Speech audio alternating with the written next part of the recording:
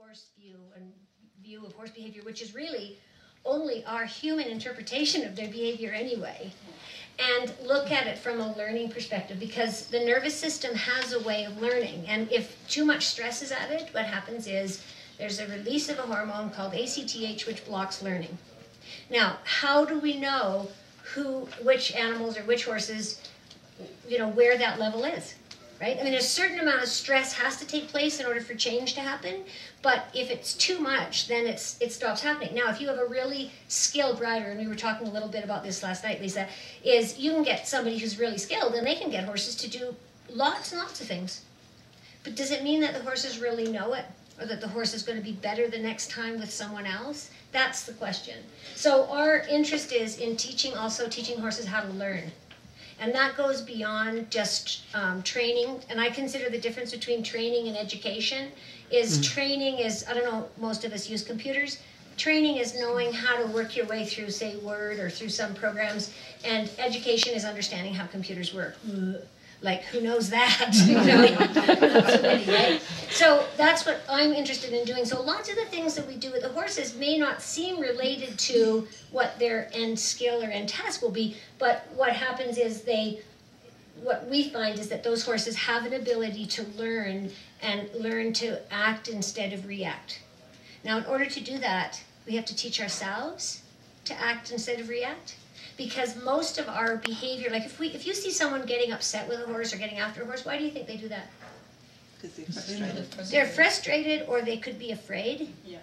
And fear is something that causes us to do all sorts of things that that in a rational way we would look back and go, oh, well, I wish I hadn't done that.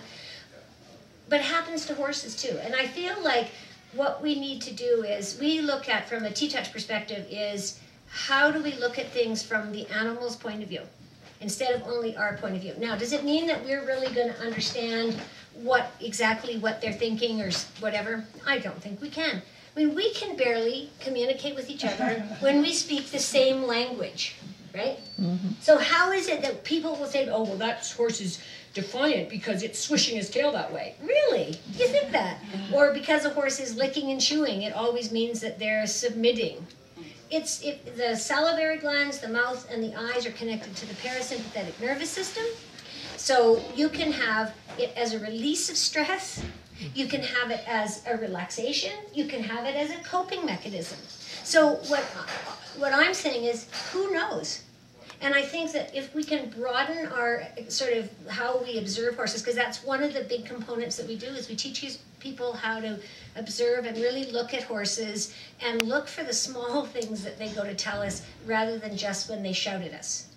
Because so much of the time, and some of the Arabs, they are just out there, so you kind of know exactly, they kind of wear their heart on their sleeve, and you know exactly kind of what's going on for them, or we think they do.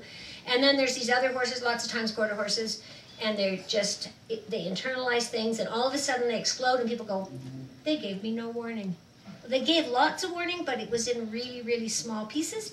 And the thing is, if you can just redirect when a horse is having those situations rather than escalating things, in my experience, the horses can actually learn a lot. It's a lot more satisfactory for the people as well as it is for the horses.